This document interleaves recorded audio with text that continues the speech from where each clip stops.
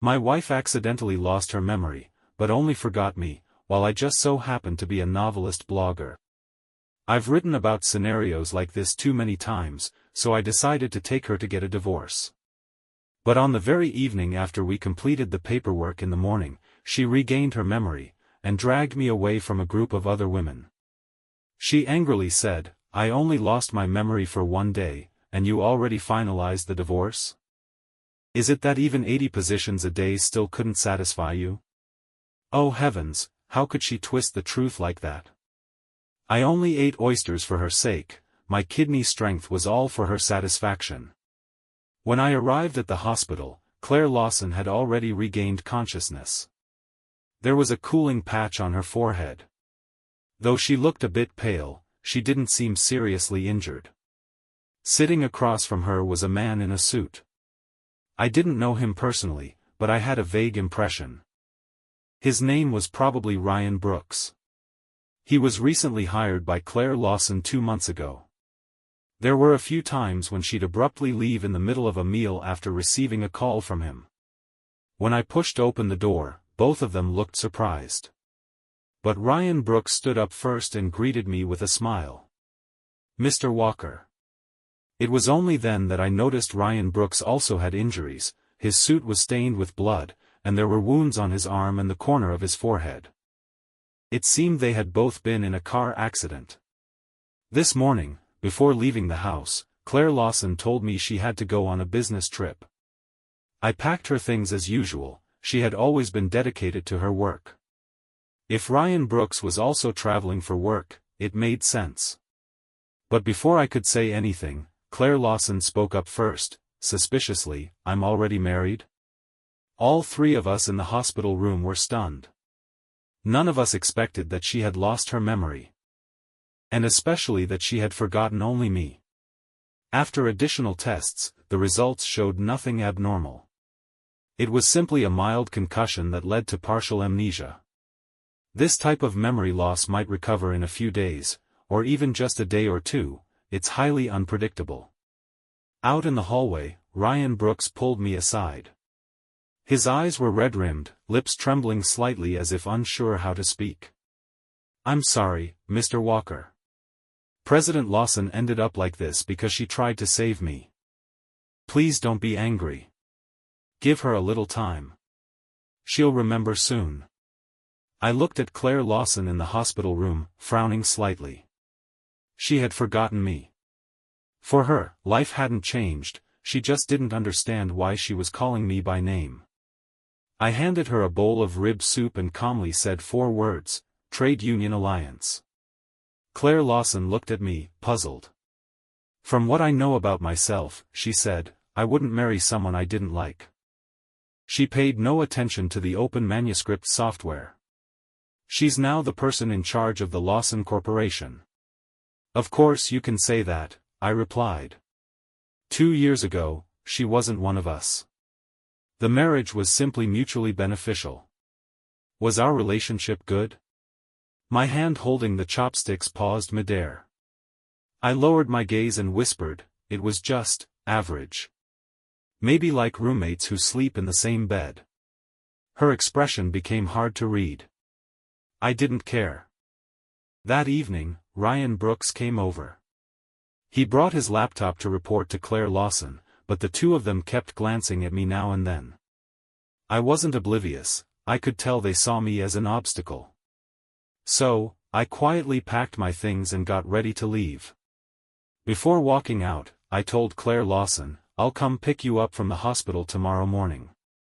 I didn't say the second half of that sentence, "and then we'll go finalize the divorce." From the beginning, our marriage hadn't been something she wanted. Back then, the Walker family's corporation was in crisis. My aunt approached me right after I graduated from college and asked if I'd consider a marriage for the sake of business. I simply said, "If it helps you, then I'll do it."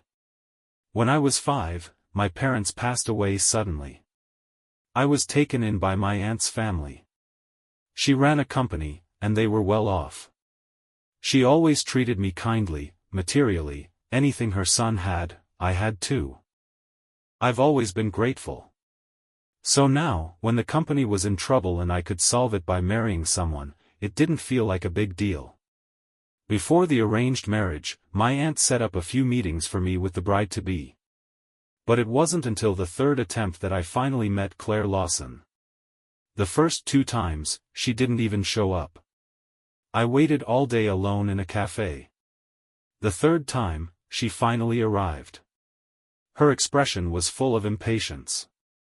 I didn't know much about her, only that she was from a side branch of the Lawson family, raised without elders, taken in by the family as a ward. She had nothing to lose. So even if she didn't want a marriage of convenience, she still had to show up. I had prepared myself for her impatience, her indifference, even rudeness. But surprisingly, she wasn't like that. After sitting down, her expression softened for some reason. She sipped her coffee slowly and asked me my name, my hobbies. We ended up chatting, awkwardly, but for a long time. The topic even shifted to what interior style we liked, what color curtains should go in the master bedroom. It was, oddly domestic. I played along. 3 months later, we got married. The wedding suite was decorated exactly to her taste. Even the slippers were bunny-shaped. On our wedding night, she handed me a card, the car key and property deed for the wedding suite. I thought it was just part of a transactional marriage. But later, my aunt told me, those are Claire Lawson's habits. I always felt guilty about having to sacrifice your happiness to save the company. I was worried you'd suffer in this marriage. But she's been good to you, hasn't she? She really treats you well in everyday life. That gives me peace of mind. So please, treat her well too. In our 2 years together, I realized Claire Lawson was a responsible person. Even without love, after we married, she fulfilled her duties as a wife. Now, the crisis is long past. There's no longer any binding reason for us to stay together.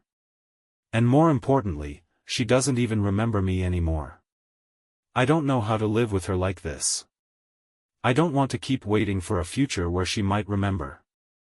Maybe this is how it should end, cleanly, without hurting anyone's pride. The next morning, I went to the hospital early. Claire Lawson had just woken up and saw me the moment she opened her eyes. "You're up early," she said. I nodded and started helping her pack. I took out the clothes she wanted to wear today. There might be a line. Claire Lawson looked confused but went to wash up anyway. The discharge process went quickly. I took her straight to the civil affairs office. It wasn't until we arrived that she seemed to understand. She leaned back in her seat, glanced at me, pulled out some documents, and said coldly, "So the line you mentioned, it was for divorce." I nodded and reached over to unbuckle her seatbelt. There was no one at the marriage registration counter. But the divorce line was crowded. It was too late to back out. She grabbed my wrist and narrowed her eyes. How come I didn't know I was getting divorced today? I didn't resist. Instead, I looked her straight in the eye. "Well, now you know." She said nothing. But she didn't let go either. I tried to reason with her. We got married for business reasons. There was no love between us. Now you've lost your memory, and especially forgotten me. Which proves I was never that important to you. Once we divorce, she'll be free to be with the man she likes. I paused, choosing not to say Ryan Brooks out loud. I didn't want her to think I was secretly jealous or trying to sow discord. But the fact that she was willing to risk everything to save him, that she chased after him the moment she regained consciousness. It was clear she liked him. Claire Lawson let go of my hand and frowned, as if deep in thought. I walked around the car, opened her door, and gently pulled her out. "Come on, I've got a client meeting this afternoon." She followed behind me and asked in a flat voice, "You seem to be in quite a rush." I didn't bother hiding it. "I am." She asked, "Was I bad to you?" My steps froze. I turned around and looked at her. Whether she was good or bad to me didn't matter anymore. She didn't say anything else, but a trace of displeasure slowly appeared between her brows. After we finished the paperwork, we still had to wait a month for the cooling-off period, but the decision was more or less settled. The moment we stepped out of the Civil Affairs Bureau, I let out a long sigh of relief. Then came a wave of emptiness. Claire Lawson stood beside me, lowered her eyes to look at me. Happy now? A gust of autumn wind picked up, swirling fallen leaves around our feet. It reminded me of the first time we met. It was also a windy day like this. Maybe this counts as an ending with some symmetry. I've asked Ryan Brooks to come pick you up. Wait here for a bit. With that, I got in my car and drove off. In the rearview mirror, I saw her still standing there, watching me. The distance blurred her expression. I gripped the steering wheel tightly, trying to suppress the surge of emotion inside me. If Ryan Brooks hadn't shown up. If there hadn't been that heartbreak. Maybe Claire Lawson and I could have gone on. No fiery love, no hidden schemes. Just a quiet, stable life. Back then, I'd postponed my plans for further education to marry as arranged. Later, Claire Lawson used her connections to reach out to a renowned foreign designer, and persuaded him to take me as an apprentice. I spent 6 months overseas. She was the one flying out to visit me every time, always bringing small gifts from home. Eventually, I started a workshop with a college roommate. Claire Lawson never openly handed me business contacts. But behind the scenes, she swapped out accessories to feature mine and subtly promoted my brand. She was distant by nature, not close to the Lawson family either. Most of her time was spent on business trips. We didn't have much time together, but she was always thoughtful.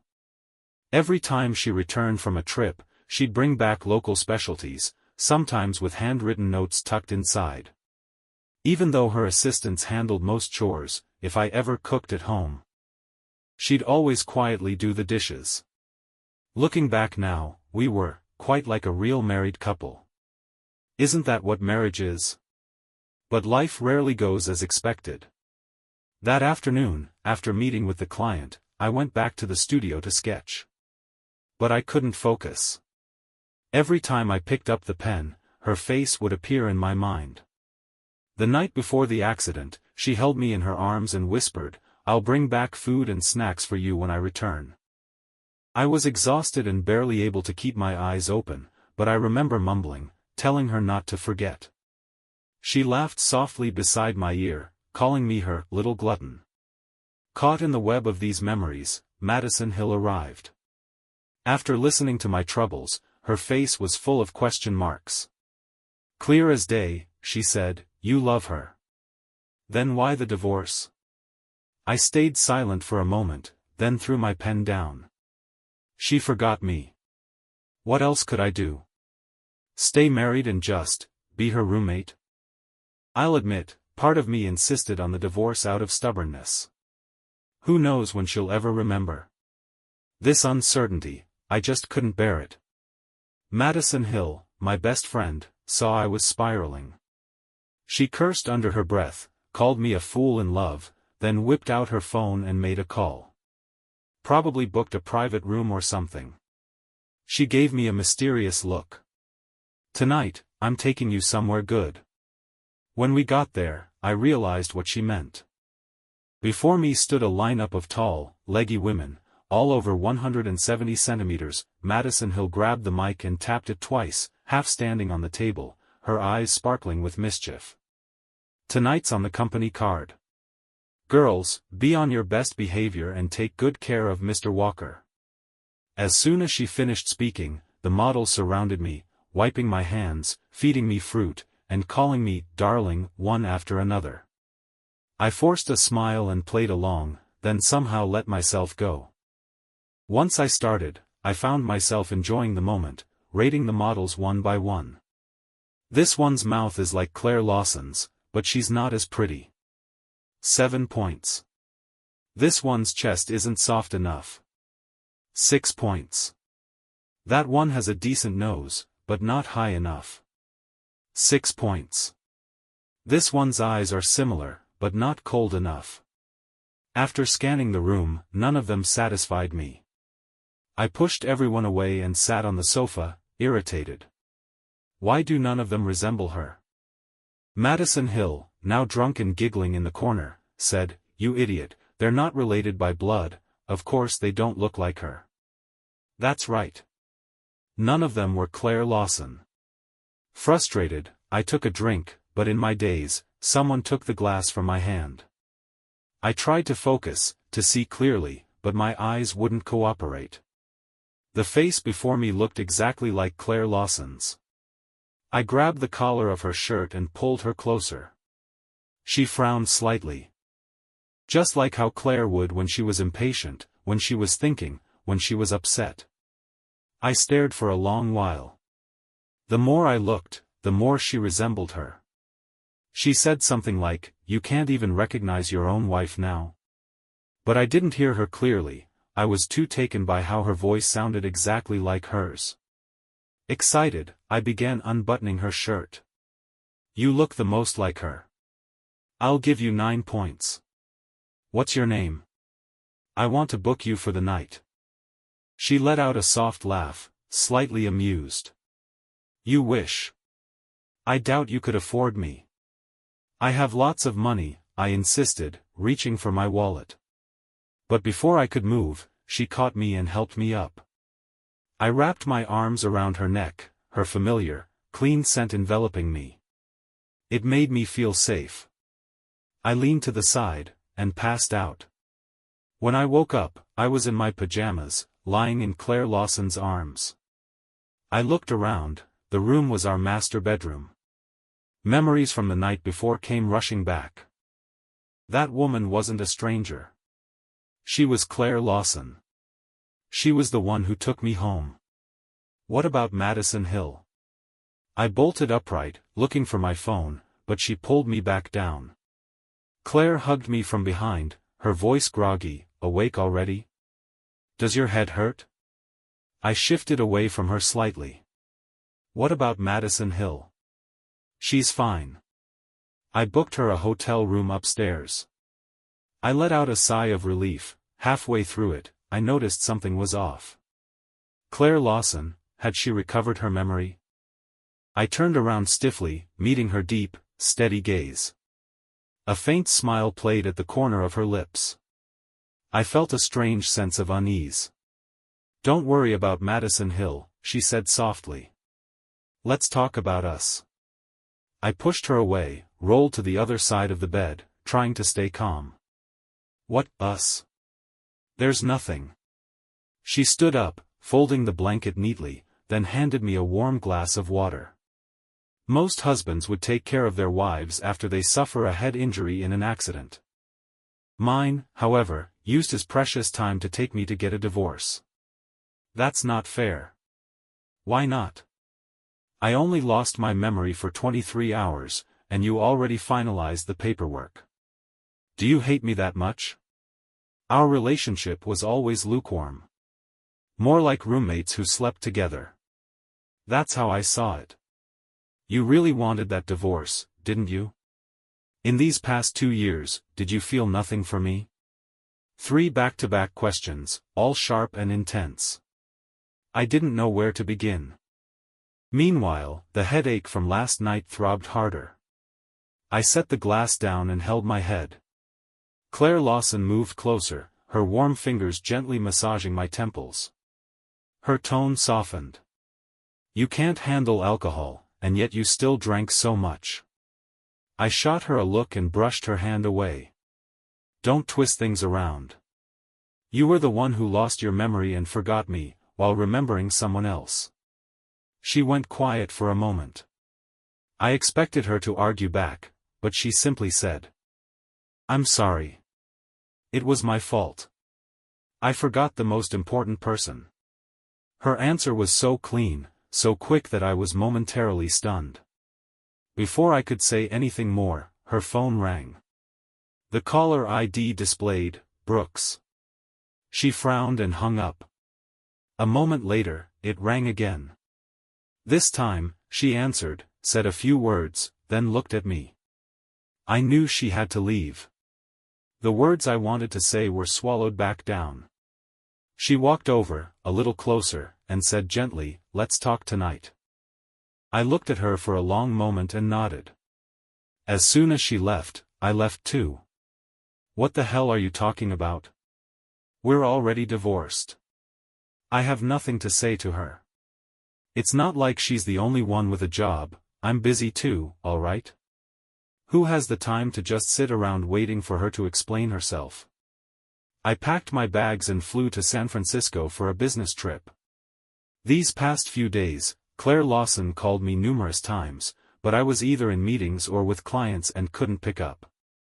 I didn't want to call back, so I just left her a message, "Very busy. Don't bother me." After that, I had dinner with a client. That's when I happened to see the news: Claire Lawson had been dismissed. The Lawson Family Corporation is now under the control of Richard Lawson. Thinking back to that day when she left in such a rush, it turns out something really did happen to the company. The dinner lasted until late. When I stepped outside, it was raining. The cold wind whipped raindrops down my collar, sobering me up a bit but also making me shiver. It's hard to get a ride when it's raining. I stood downstairs for quite a while, but no drivers accepted my request. "Still can't get a ride?" said Vanessa Carter, walking out of the lobby. She was my biggest client on this San Francisco trip. I glanced at my phone and smiled. "Almost. If the driver I called doesn't show first, would you mind giving me a lift back to the hotel? It's on your way, right?" I looked at the screen again. The queue hadn't moved for a while. Just as I was about to agree, a deep voice interrupted us. I looked up. It was Claire Lawson, wearing a black coat and holding a large umbrella, walking toward us. Her refined, deep eyes glinted in the night, misted by rain. Water splashed around her as she approached, each step slow and sure, like she had emerged from the fog. I was momentarily dazed. Before I could snap out of it, she stepped right between me and Vanessa Carter. Half wrapped her arm around me, and reached out toward Vanessa. "Hello, I'm the wife of designer Walker." A flash of surprise flickered across Vanessa's face. After a slight pause, she politely shook Claire Lawson's hand. After exchanging a few pleasantries, Claire said, "Come with me." Her car was parked just a few steps away. The rain wasn't heavy, but even those few steps soaked the cuffs of my pants. I couldn't help but wonder why she hadn't driven right up to the door. She glanced at me, her tone slightly sour. "Drive up here? How would she know I'm your wife? What if she thought I was the chauffeur? I'm not here for a rideshare pickup, alright? Besides, we're divorced. I'm just your ex-wife, Claire Lawson, who started the engine and didn't even receive the divorce certificate yet, and you were already rushing away." I turned my head and looked out the window. Aren't we supposed to be in a cooling-off period? You, calm down and think things through. Try living with me for a bit. How did I never realize before, Claire Lawson could be such a rascal? When we got to the hotel, she followed me all the way to the room. I stopped her at the door. "Don't come in. It's not appropriate." She lowered her eyes and looked at me. "What's not appropriate? The night you were drunk, didn't you say you wanted to hold me? You touched me, kissed me, hugged me, and now it's not the right time? Even if you think of me as your ex-wife. You can't just start something and not take responsibility." I let her finish all her sweet talking. I couldn't be bothered to respond, just went to shut the door, but she stuck her foot in to block it. "Can I just ask one thing before I go?" Seeing that I didn't react, she withdrew her foot. "The day you took me to file for divorce, you told me to be with the one I love. What did you mean by that? Who do you think I love?" She came asking me questions. With alcohol still in my system, my temper flared instantly. "Don't ask me anything. First, explain what exactly is going on between you and Brooks. Why is it that just one phone call from him and you're gone? Even after the car accident, you hit your head but still pushed me away. You forgot everything, but somehow you still remembered him. So tell me, how am I supposed to interpret your relationship with him? Claire Lawson's brows furrowed deeper and deeper, but she stayed silent for a long time. I lost my patience and pushed her out the door, then slammed it shut. The next day, I wheeled my suitcase out, only to find Claire Lawson already standing in front of my hotel room, holding an envelope between her fingers.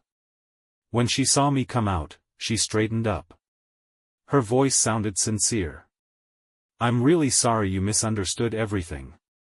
It's all my fault, I didn't give you enough security. This is my self-reflection letter. About Ryan Brooks. We're just in a normal superior-subordinate relationship. As for the matters in New York City, I can explain everything." At that moment, I still didn't understand why it had to be in New York City for her to explain it. Until we landed, Ryan Brooks came to pick us up at the airport, and brought along a 4-year-old boy. That's when I found out, Ryan Brooks was a single father. Later, I learned that Claire Lawson had accidentally seen his resume and decided to give him a chance. He seized the opportunity and performed remarkably well. In a workplace that's far from easy, his efforts didn't need to be spelled out. Like that day, he was supposed to attend a parent event at his kid's preschool, but a project ran into trouble. He rushed off to report to Claire Lawson, and ended up in a car accident. Suddenly, I understood why she had pushed him away. Because before she was adopted into the Lawson family, Claire Lawson had also been raised by a foster father. No one understood the hardship of a single dad better than she did. I sat in the back seat. Ryan Brooks's son suddenly climbed onto my lap, looked at me with big eyes and said in a soft voice, "Mister, you're really handsome." I gave his cheeks a light squeeze, and then remembered the safety talisman I had. I pulled it out and hung it around his neck. "This is my gift to you, may you always be safe." Ryan Brooks dropped us off and left. After we got out of the car, Claire Lawson tugged at my sleeve. "Do you still want to divorce me?" Before I could answer, she continued, "No, you can't. Last time, you tricked me. It doesn't count." "When did I trick you?" I asked. She looked absolutely certain. "You told me our relationship was just normal. That we were just roommates. You used my memory loss to take me to get divorced. If you took me now, do you think I'd go? How is that not deception?" Her logic was truly bizarre. Then she stepped closer, suddenly grabbed my hand, and placed it on her chest. "You think someone else's chest isn't soft enough, right? Mine is soft. Feel it properly." "What the hell are you saying in broad daylight?" I shook her hand off and rushed inside. Life with Claire Lawson returned to the way it used to be. Neither of us mentioned divorce again. Although she had been dismissed from her position, she wasn't idle at all, she was busier than ever. Often studying in the office late into the night. I thought she had simply been reassigned within the Lawson Corporation. Until the day she was summoned back to the Lawson household. When she came back, the side of her face was bruised, like she had been hit with a cigarette ashtray. We'd been married for 2 years, yet I knew very little about the Lawson family. She rarely brought me back, and didn't let me interact much with her family. From what I saw, the people in the Lawson family were all rather cold. The only one who truly cared for her was Grace Mitchell, considered her stepmother. Years ago, due to a car accident, Grace Mitchell had a miscarriage and was left infertile. She had always treated Claire Lawson fairly well. That day, after returning home, Claire Lawson held me tightly for a long time. Finally, as if a burden had been lifted, she whispered, "It's finally about to be over." At that time, I only cared about her injuries and didn't ask any questions. Until 2 weeks later, when the Lawson Corporation dramatically collapsed, secretly acquired by an overseas company. And the person behind that overseas company was Claire Lawson. The entire Lawson Corporation was brought down by her alone. I heard that on that day, the Lawson family's old patriarch was hospitalized, but Claire Lawson didn't seem to care at all. She bought a bouquet of sunflowers and took me to the cemetery, to her father's grave. Claire Lawson placed the flowers down, knelt on one knee, and gently wiped the portrait with a handkerchief.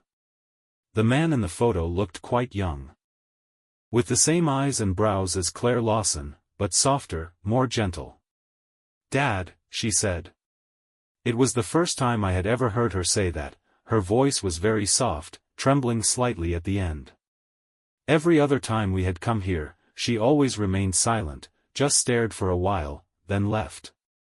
But today, she stood her ground differently, her whole body was trembling. I stepped forward and embraced her. Everyone thought he died from cancer surgery. Even I used to think that. But he didn't have cancer at all. It was just a scheme by the Lawson family to force me to come back. It was the Lawson family that killed him. Every time Claire Lawson opened up, it was brief. Yet it stirred 1,000 waves in my heart. I couldn't begin to imagine her collapse upon learning the truth. Nor did I know how she had faced it all these years. All I could do was hold her tighter. Claire Lawson buried her face in my shoulder and sobbed in pain for a long time. The wind around us blew gently, carrying a light scent of grass and flowers. The sunlight glinted off the polished surface of the tombstone, shimmering like dew. The rain had cleared, and the sky was bright again.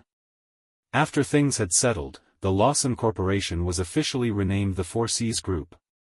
Everyone around Claire Lawson had been replaced, except for Ryan Brooks. He had never truly worked for the Lawson Corporation. He had always worked for her. Managing the overseas company in secret from the start, and only joined the Lawson Corporation as her assistant 2 months before the takeover was finalized. After the old Lawson patriarch stabilized, he was sent to a retirement home overseas. Other than Claire Lawson, no one could reach him. A series of bold moves brought tremendous attention to her.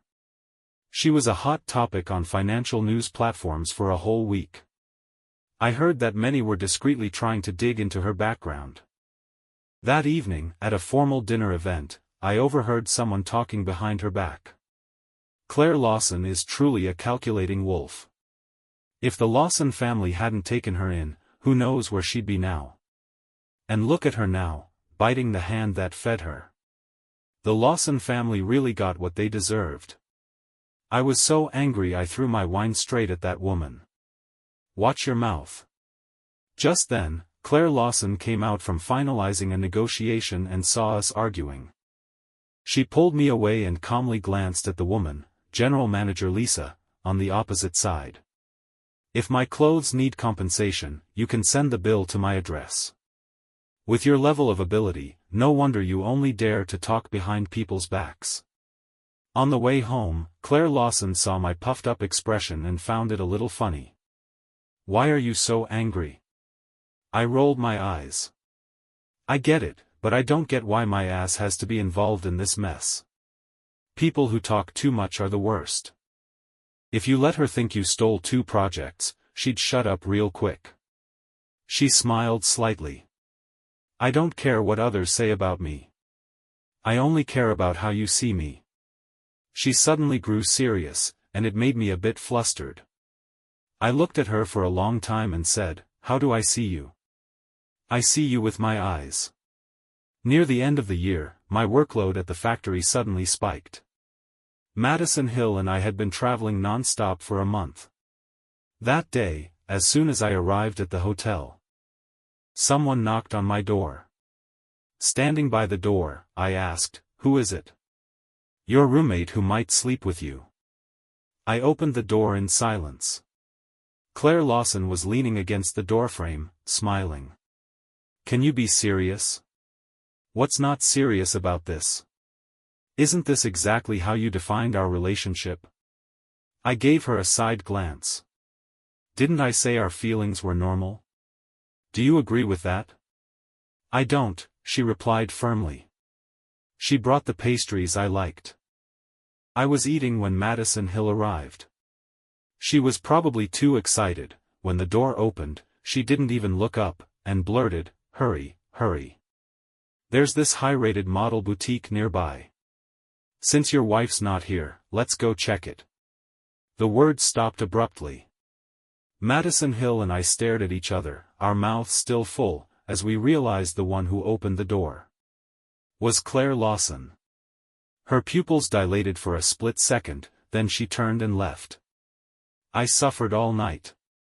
Claire Lawson kept asking me the same questions over and over. Who's prettier, the model or me? Whose chest is softer, hers or mine? It was chaos until midnight before I could finally fall asleep. In a daze, Claire Lawson got up to answer a call. Then she woke me. Her face was grave. "We have to return to New York City. Immediately." Grace Mitchell passed away. In my memory, she had always been a gentle, elegant woman, always in a traditional long dress, meticulously groomed. Every time I saw her, she exuded grace.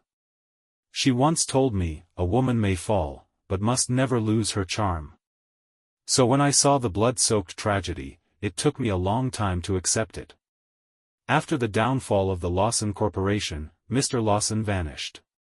Grace Mitchell somehow tracked him down, and ran him over with a car. Claire Lawson said the miscarriage she suffered years ago was deliberately orchestrated by that very uncle, who was vying for inheritance rights. She had spent years trying to gather evidence, but everything had long been destroyed. So Grace Mitchell chose the most devastating form of revenge.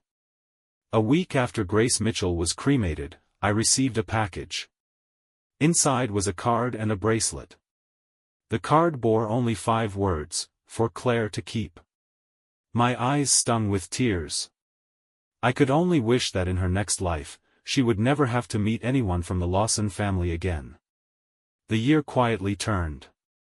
The factory closed early for the holiday. Each worker received a generous red envelope, a small thank you for their hard work over the past year. Claire Lawson lived up to her reputation as a workaholic. Even on New Year's Eve, she was in the study, holding meetings all day. With all the housekeepers gone home, I had to cook. But I accidentally mixed up salt and sugar. The food was completely inedible. At first, Claire Lawson tried to compliment it out of courtesy. But in the end, she had to put down her chopsticks. "How about we go out to eat?" I shook my head and went back to the kitchen, pulled out 2 packs of instant noodles. That night, as families everywhere reunited, the 2 of us sat in the living room watching the New Year's gala while slurping noodles. She looked rather happy. "This is a new flavor. It tastes different from the one I used to have." "I thought it wasn't expired." "It's not expired. I just added some vinegar to yours." This morning, Vanessa Carter sent me a simple New Year's greeting. Claire Lawson saw it, and used it as an excuse to torment me for half the day. "If you're jealous, eat more," I said. The gala reached its final moments. I started feeling sleepy and turned my head. Outside, it had begun to snow. I threw on a coat and walked out into the yard. Snowflakes drifted down quietly. Inside, the countdown had begun. Claire Lawson came up behind me, her small warm hand pressed gently against my cheek. "Do you have a New Year's wish? They say wishes won't come true if spoken out loud." She chuckled lazily. "You can try wishing to me. I promise it'll come true." I turned to her. A snowflake happened to land on her eyelashes. I kissed her. At that moment, the New Year's bell rang out. Fireworks bloomed in the distant sky. I made a silent wish.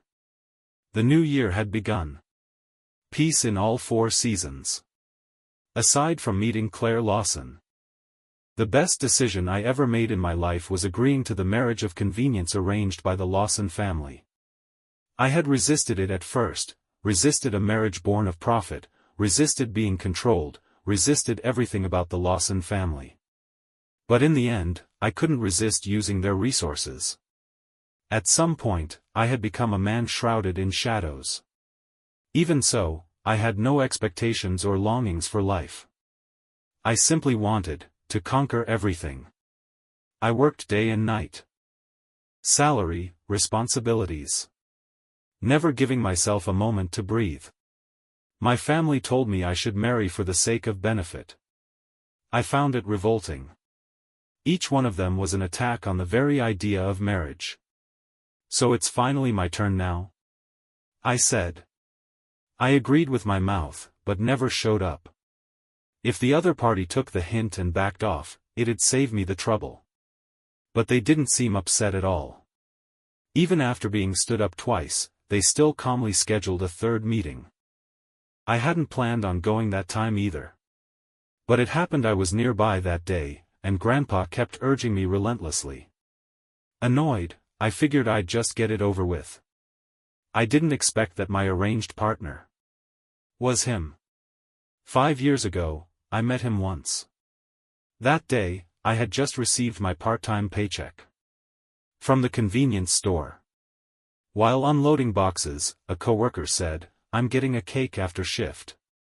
It's my dad's birthday today." She pointed to the bakery next door. I shook my head.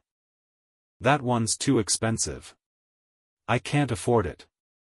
As we spoke, a young man bumped into me from behind.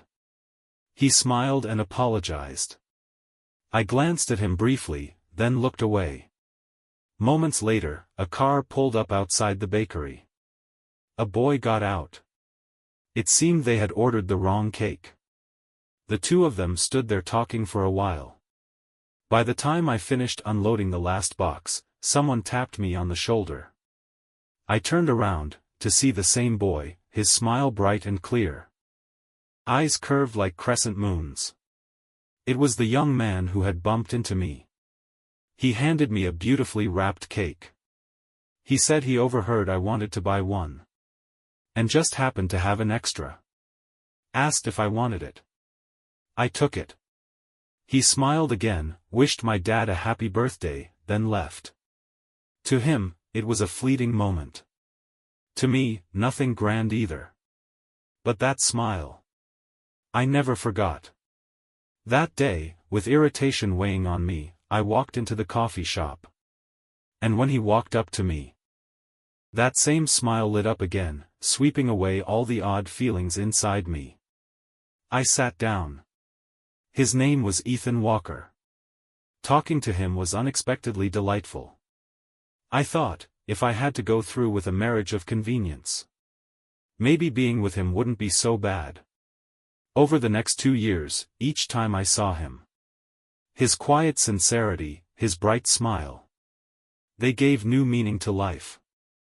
What I loved most was buying fruit from different cities, writing a card by hand, bringing it home, and gifting it to him. He had come into my life.